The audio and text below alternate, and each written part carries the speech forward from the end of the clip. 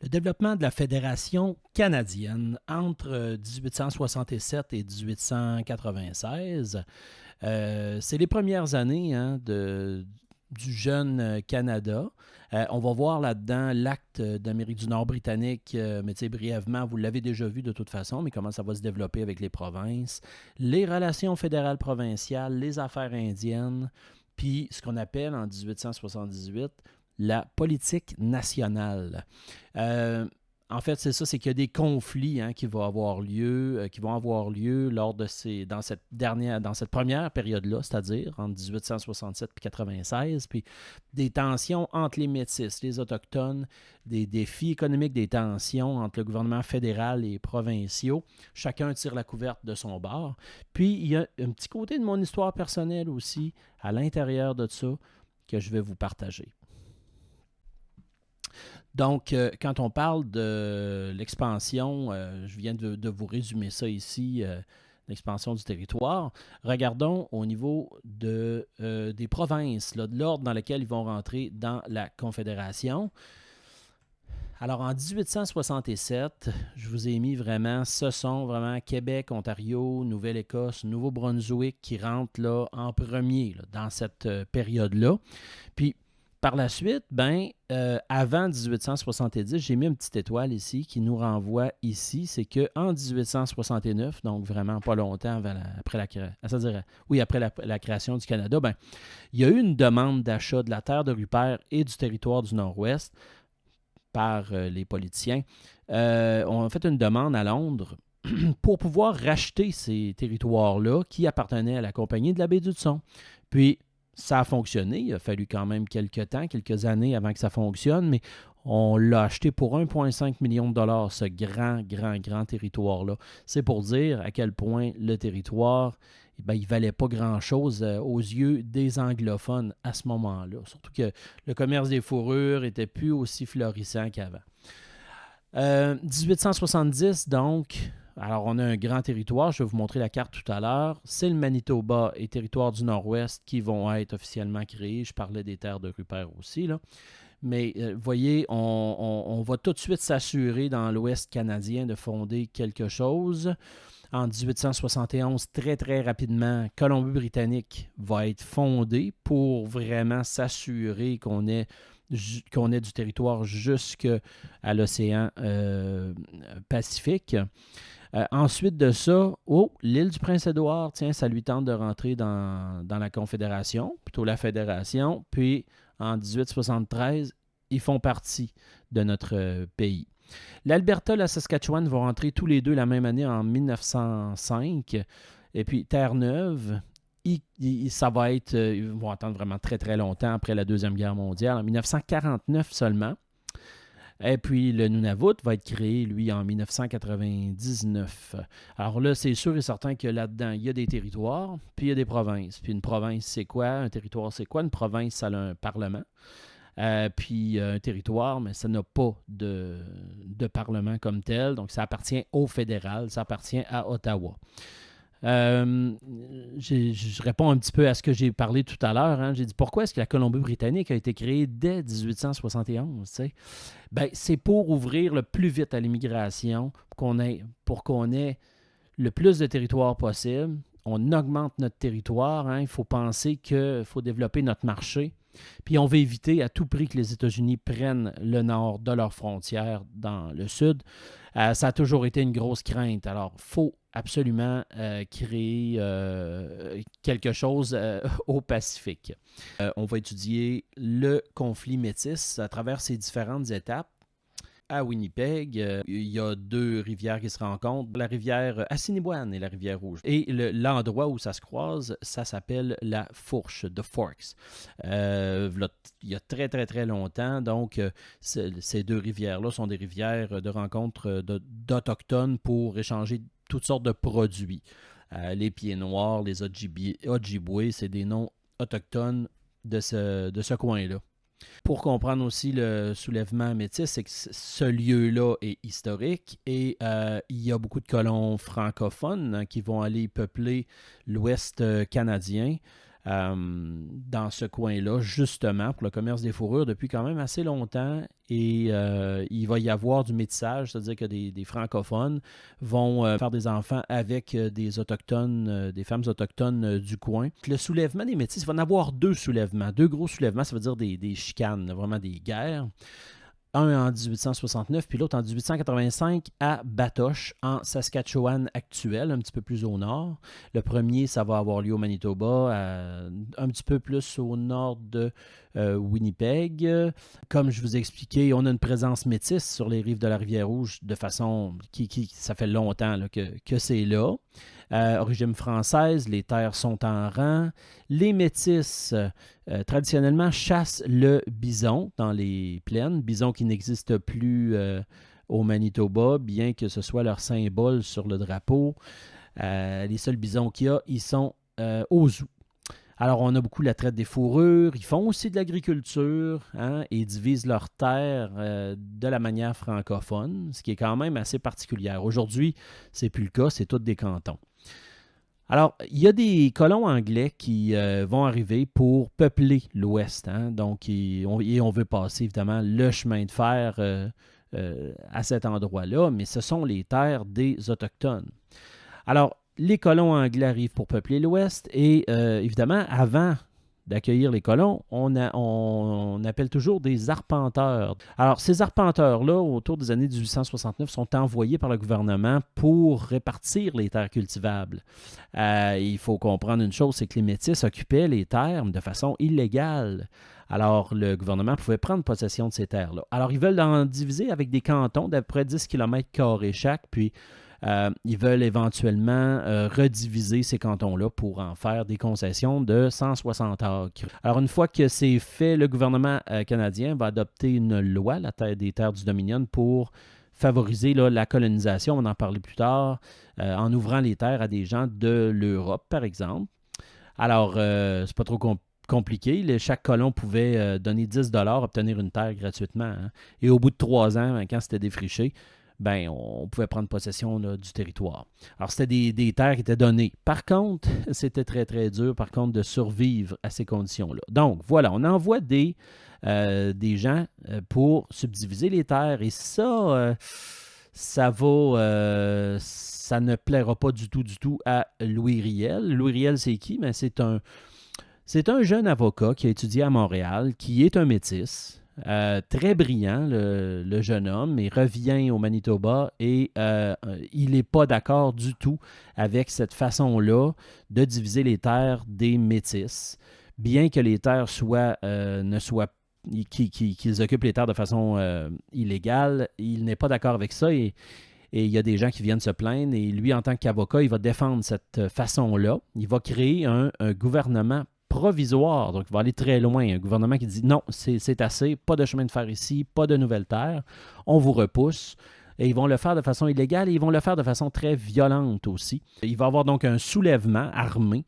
Donc les gens, les militaires vont empêcher que ça se fasse. Il va y avoir un monsieur, si je me souviens bien, c'est Thomas Scott, qui lui va être emprisonné et éventuellement tué sous les ordres de Louis Riel, étant donné qu'on est dans une révolte. Alors là, ça va créer des tensions entre anglophones et francophones, puisque Thomas Scott était un orangiste, donc un ontarien, très, très pour la cause anglophone. Alors, ça va diviser littéralement les Français et les Anglais là-dessus. Alors, le gouvernement fédéral va reconnaître pendant un temps l'existence des Métis avec cette pression-là, avec ce qu'on appelle la loi du Manitoba en 1870, dans laquelle on crée le Manitoba, puis qu'on reconnaît leurs terres. Mais ça ne sera pas respecté en réalité, tout ça.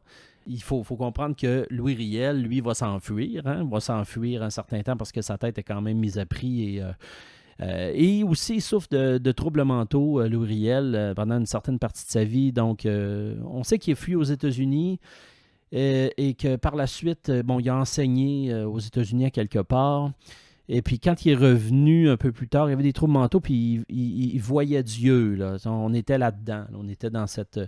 Et ça va jouer contre lui, ça, éventuellement, dans son exécution. Mais, bon. Donc, il va y avoir des colons anglais qui vont quand même, malgré la loi, revenir. c'est-à-dire au Manitoba. Et là, il va y avoir un soulèvement, mais tout un soulèvement, une espèce de guerre, si on veut, en 1885, euh, dans un territoire qu'on appelle Batoche, qui est quand même assez éloigné. Donc, c'est des soldats anglais qui se battent contre le soulèvement métis. Alors, il va y avoir beaucoup de morts, étant donné que Louis Riel est l'instigateur de ça et qui visiblement, il est troublé. On va l'emprisonner, on va le juger et on va utiliser sa santé mentale contre lui, en fait. On va dire, vous êtes fou de toute façon et on va décider de le pendre. Et là, ça va faire vraiment une grosse division. Il y a des gens, des francophones du Québec, qui vont le voir comme un martyr. Et les Français, les Métis et tout ça, pour dire, vous avez tué quelqu'un quand même qui s'est défendu pour les droits de ces gens-là. Vous n'avez jamais tenu compte des droits des Métis, ce qui est quand même vrai, il faut le dire.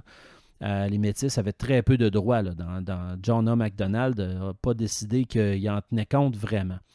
Alors, c'est ça. On le pend, on l'enterre à l'endroit où vous avez vu. Et il y a eu un manque de respect. Alors qu'en Ontario, par exemple, ou chez les anglophones, on le voit plutôt comme un traître à la nation, quelqu'un qui a empêché ou qui a mis des bâtons dans les roues au gouvernement, ce qui est vrai aussi. Donc, ça ressemble à ça. Donc, Louis Riel, personnage clivant, ça veut dire qu'on l'aime ou on ne l'aime pas. Et encore aujourd'hui, on ne sait pas trop est-ce que son rôle a été un rôle positif ou négatif. Encore une chose est sûre, c'est qu'il y a eu du positif et il y a eu du négatif là-dedans. Alors, comme il s'est marqué ici, il a refusé, lui, de plaider la folie, comme lui conseillaient ses propres avocats. Il a dit, écoutez, non, je ne suis pas fou. En fait, il y avait peut-être des troubles mentaux, et aujourd'hui, on le sait, mais c'était quelqu'un de très, très brillant, là, qui, malheureusement, est décédé alors qu'on avait on avait la peine de mort à ce moment-là, facile. Petite parenthèse ici, 1872, loi sur les terres du Dominion. Hein? Donc, ce que j'ai expliqué un petit peu tout à l'heure, on veut encadrer la colonisation, le gouvernement canadien veut ça. Alors, chaque colon, ça lui coûte juste 10 $ pour une terre. Quoique 10 $ à l'époque, c'était quand même une bonne somme. Peut-être qu'aujourd'hui, c'est 1000 $, mais c'est quand même pas beaucoup. 3 ans pour défricher sa terre, puis il va en devenir propriétaire. C'est sûr qu'il y en a qui vont mourir avant d'arriver aux 3 ans. Puis, c'est pas facile parce qu'on est dans un climat très, très particulier. Je veux dire, au Manitoba ou dans l'Ouest canadien, l'hiver, c'est facilement moins 40, moins 45. C'est un hiver sec, mais c'est très, très, très froid. Donc, on a l'été, on a les moustiques, on a des conditions de vie qui sont très, très difficiles, mais malgré tout, il y a des gens qui vont s'en tirer là-dessus. Puis voilà, fait comme dernier mot, je dirais que pour avoir vécu, pour avoir enseigné Louis Riel au Manitoba aussi, pour avoir vu l'importance de ce personnage-là chez les francophones de Winnipeg, c'est un personnage c'est un incontournable. Les Premières Nations, un incontournable dans l'histoire du Québec et du Canada. On va regarder ensemble les réserves, l'évangélisation, bien sûr. On va regarder aussi les pensionnats. Et finalement, on va regarder la loi sur les Indiens via la loi sur les conseils de bande de 1869. Donc, dans vos notes de cours, on va aller vérifier ça tout de suite. Alors, au niveau des réserves autochtones, alors on a un territoire. On a un territoire fraîchement, supposément découvert, alors qu'il était déjà découvert. Et ce que le fédéral veut faire, c'est qu'il veut l'organiser de sa manière à lui. Il veut peupler et coloniser l'Ouest. On l'a vu que ça a créé des problématiques avec la création du Manitoba en 1870 et 1885, dans ces coins-là, avec Louis Riel. Et puis, ce qu'on veut éviter, bien sûr, une autre rébellion dans ce style-là. Ça, c'est sûr et certain. Alors, ce qu'on va faire avec ça, c'est qu'on va prédécouper déjà le territoire du Canada, dans l'Ouest en tout cas, avec des traités qu'on va signer avec des peuples autochtones. Sauf qu'on ne tient pas compte du tout de la découpure naturelle de leur territoire. Alors, on va signer ces 11 traités avec les Autochtones en leur disant, mais voici, vous avez un territoire maintenant, puis dans ce territoire-là, ben, vous devez, sur ces terres-là, chasser, piéger à volonté. Vous êtes libre finalement de le faire, mais à l'intérieur de ce territoire-là. Puis on va vous aider à vous sédentariser là-dedans. Alors, c'est sûr que c'est comme un cadeau empoisonné, finalement. Il va y avoir, bien sûr, des Autochtones qui vont se rebeller parce qu'ils vont dire c'est pas notre territoire, ça, c'est le territoire que vous nous avez donné, obligé à aller là. Alors, il va y avoir notamment le chef Big Bear, qui est un chef autochtone, qui va dénoncer le traité numéro 6, lui, parce qu'il considère que c'est de l'assimilation, de forcer les Autochtones à faire quelque chose, alors qu'ils avaient déjà leur mode de vie. Alors, on le voit ici, Big Bear, donc Mista Yamaska, son nom. Donc, à la fin de sa vie, c'est la dernière photo, on voit, et là, c'est tout à fait subjectif, mais ça vient d'une lecture aussi de M. Bouchard, donc Serge Bouchard, qui a étudié les Autochtones pendant quand même longtemps. Puis, lui, ben c'est ça, il dit, cette photo-là, on voit vraiment le malheur dans ses yeux. C'est peut-être parce qu'il était pas mal vieux aussi, mais c'est la dernière photo. Donc, on voit qu'il est enchaîné, on voit qu'il est emprisonné pour éviter qu'il se révolte. Un deuxième élément qui n'est pas nécessairement un jojo pour les Autochtones, mais c'est l'évangélisation.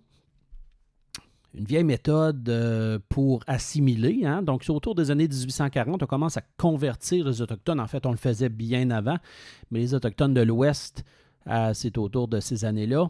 On veut les convertir. Il y a autant protestants que catholiques veulent faire cette job-là, si on veut. Alors, on a des missionnaires catholiques qui vont être des oblats. Et puis, il va y avoir des protestants aussi qui vont vouloir évangéliser, mais surtout au nord, puis dans l'ouest du Canada. Et puis, au nord, l'extrême nord, on a les Inuits qui, eux, vont être pris en charge par une église qui est plutôt une secte protestante qui s'appelle les Moraves. Les pensionnats, alors ça, on va commencer à en parler, puis ça va finir dans les années 1990 quand même, cette histoire de pensionnat-là, autochtone. Alors, on pensait à ce moment-là qu'en isolant les enfants de leur milieu de base, on allait les transformer en occidentaux, pratiquants, croyants. Alors, on pensait tuer l'Autochtone au cœur même de ce qu'il était. Puis ce qui est intéressant dans cette photo-là, c'est vraiment, dans le fond, c'est un jeune autochtone qui s'appelle Thomas More, probablement un nom, le nom qu'on lui a donné là, par la suite. Et puis, en 1873, on le voit qu'il est dans un pensionnat à Regina. Donc, il était à la base vêtu de cette manière-là. Et puis, par la suite, bien, c'est sûr, on veut le transformer. Là. Ça, c'est avant le pensionnat, puis ensuite au pensionnat. Malheureusement, il y a eu beaucoup d'abus. Il y a eu beaucoup de décès, même. Il y a des décès liés à ça. Là. De toute façon, on en parle beaucoup là, de ces éléments-là tout au long de l'année. Et finalement, la loi de 1869 qui va conduire à la loi sur les Amérindiens, la loi sur les Indiens, c'est encore pire, hein? Donc ça existe encore comme ça. C'est une loi raciste qui existe encore au Canada. Alors tout ça commence avec la loi de 1869 par rapport au conseil de bande. En fait, on veut organiser le gouvernement des Autochtones. Comment est-ce qu'eux, ils gèrent les choses pour calquer finalement sur notre manière de faire. Alors, on considère que d'abord, un Amérindien, à ce moment-là, ou un Autochtone, n'a pas de statut. C'est un mineur toute sa vie, qu'il est inférieur aux Blancs. Et donc, le fédéral va créer en 1869 une loi qui va permettre de remplacer le chef traditionnel amérindien, par ce qu'on appelle le conseil de bande. Donc, c'est une organisation blanche qui définit littéralement comment eux vont être gérés finalement. Là. Alors, c'est une loi assimilatrice, c'est sûr et certain.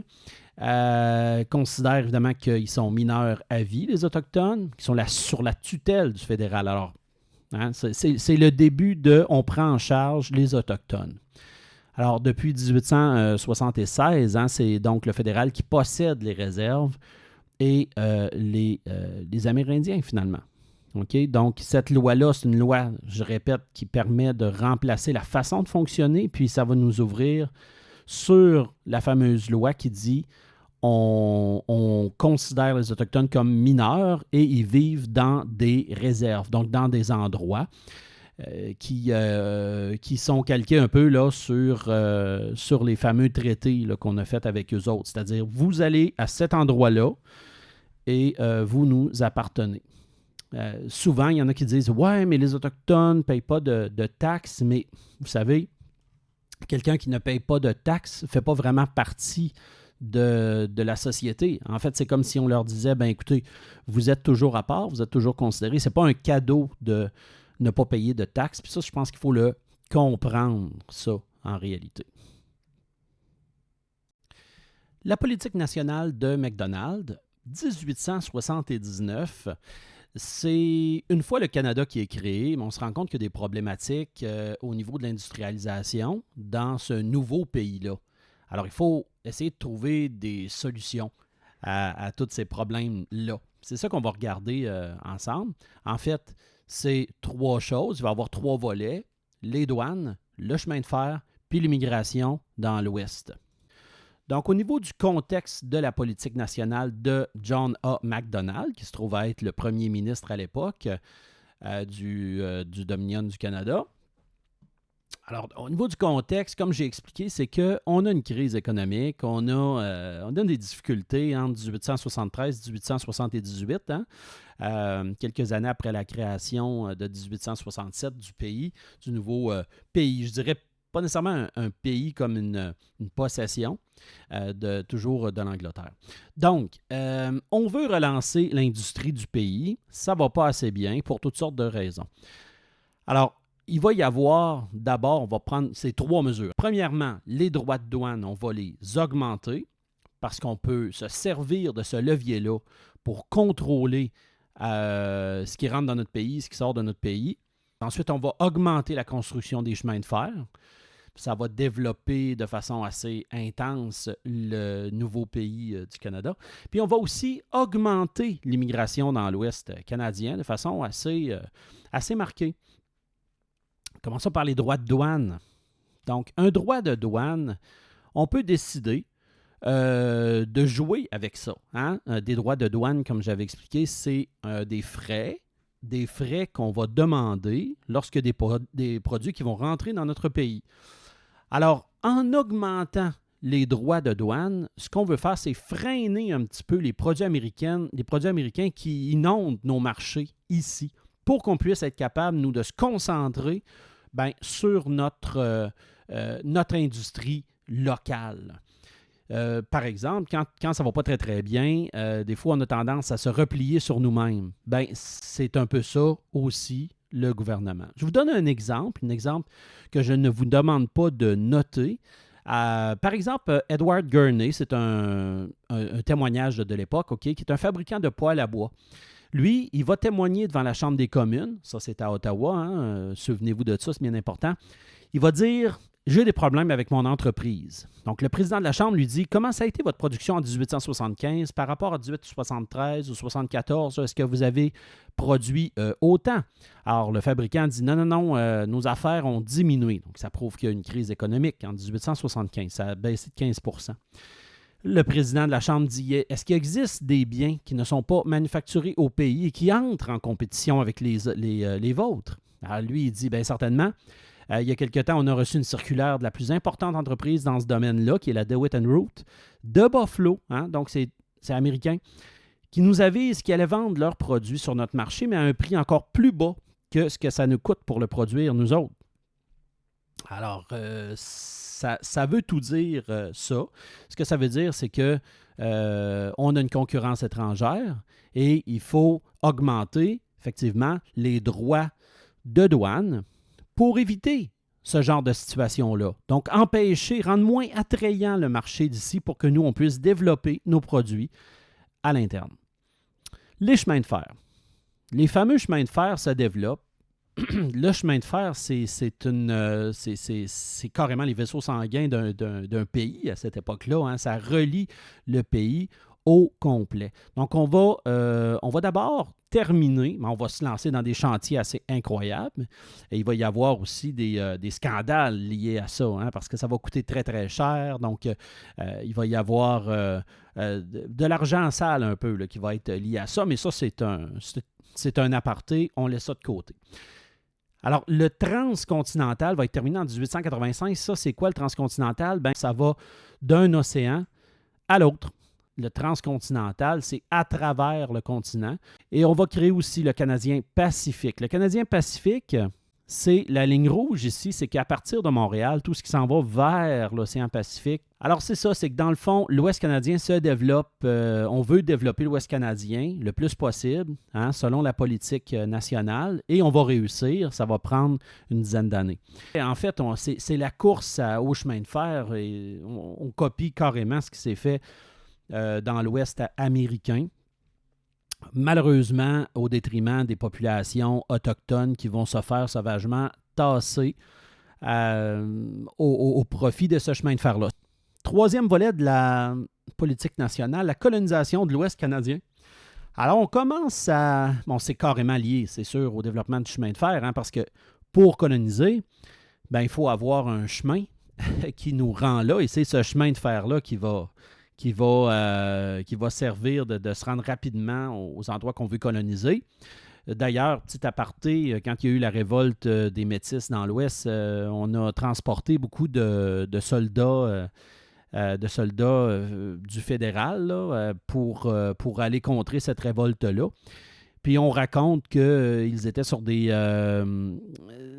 wagons qui n'avaient pas de toit, puis il y a certaines personnes qui se jetaient carrément du wagon. Parce que c'était épouvantable les conditions là, de temps et tout ça. Donc, c'est ça, c'est un petit aparté pour dire qu'on transportait aussi les troupes puis l'armement, là, bien sûr. OK, donc si on revient à la colonisation de l'Ouest canadien, ben c'est lié, donc comme j'ai dit, au chemin de fer.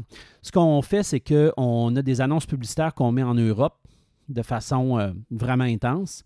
Par exemple, ici, on en a une annonce publicitaire autour des années 1890 où on dit les fermes gratuites.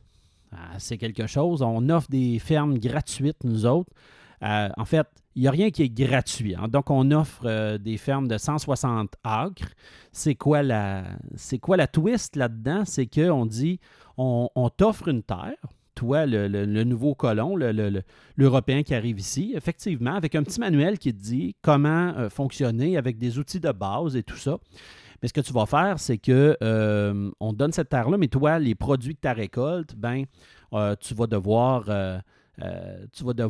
donner ces produits-là de récolte à d'autres personnes, puis tu vas pouvoir aussi survivre. Mais il faut tout de même que tu puisses survivre à ça. Et c'est pas facile de survivre au premier hiver parce que, surtout dans l'Ouest canadien, on a des hivers de moins 40, moins 45. Les gens ne sont pas préparés à ça. Il faut se bâtir rapidement une maison pour ne pas mourir de froid ou de faim. Puis c'est pas si facile que ça de se débrouiller comme ça. C'est pas pour tout le monde. Mais malgré tout, il va y avoir une augmentation des migrants à la fin du 19e siècle. Donc ça va fonctionner. Fait que la politique nationale va vraiment donner un bon coup de pouce à la création du nouveau pays, le Dominion du Canada. La vie politique à la fin du 19e siècle, c'est ce qui va clore le premier chapitre. Vous pouvez dire que vous avez fini le quart de l'année. Fait que ça, c'est quand même très, très bien. Alors, c'est ça. La vie politique à la fin du 19e siècle, c'est trois choses. On va parler du nationalisme canadien-français. On va parler par la suite des relations fédérales provinciales, quelque chose qui existe encore aujourd'hui et qui crée des problématiques. On va parler aussi de Wilfrid Laurier, premier ministre québécois du Canada. Alors, c'est un premier ministre important qui va commencer d'ailleurs notre chapitre 2 avec lui, avec ses politiques. Maintenant, ce qu'on va regarder davantage, c'est un isme, c'est-à-dire une idéologie. Une idéologie, c'est une façon de penser en politique.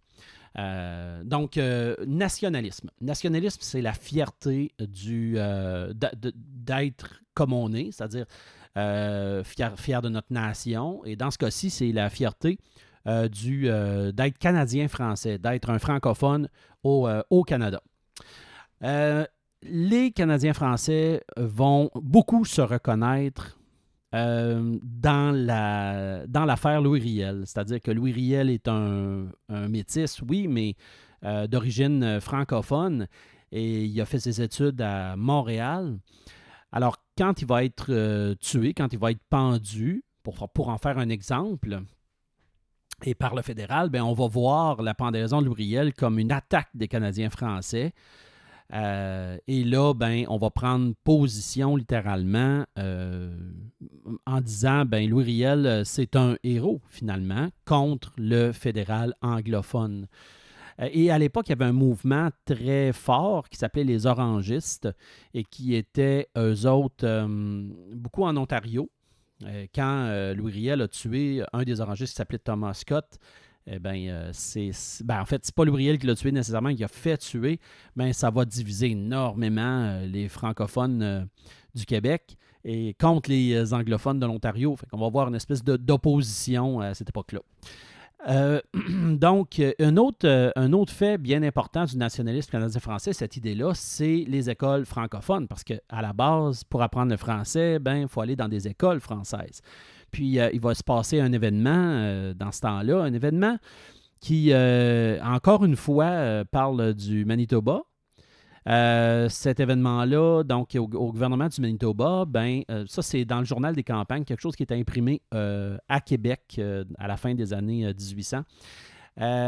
Donc, ça disait que le gouvernement du Manitoba avait fait adopter une loi des écoles publiques qui supprimait les écoles séparées, donc c'est-à-dire les écoles francophones, et puis qui imposait une taxe scolaire aux catholiques puis aux protestants pour le soutien des écoles publiques. Mais c'est ça, dans le fond, on dénonçait le fait qu'on voulait couper les écoles francophones à ce moment-là. C'est sûr qu'il y a des gens qui vont monter aux barricades, qui vont dire que ça n'a aucun bon sens de faire ça. Il faut que ces gens-là qui sont à l'extérieur du Québec puissent continuer de parler en français. Alors, vous voyez que ça va mettre vraiment de l'huile sur le feu.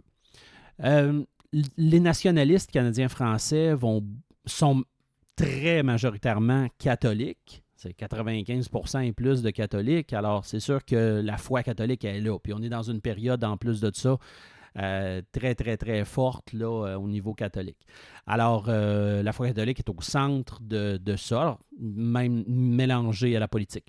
C'est Honoré Mercier, on le voit ici, Honoré Mercier, qui va être un premier ministre du Québec à ce moment-là, qui va beaucoup parler avec le fédéral, qui va représenter cette idée-là du nationalisme canadien-français en disant il faut que le Québec soit plus autonome dans ses décisions. C'est là que ça naît, cette idée-là. Puis encore aujourd'hui, on a cette idée-là.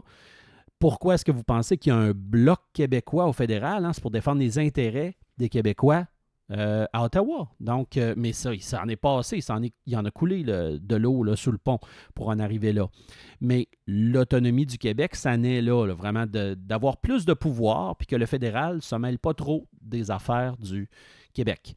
Puis on va aussi promouvoir la langue française, donc à la grandeur du Canada. On le voit au Manitoba, mais il y a des francophones partout, là.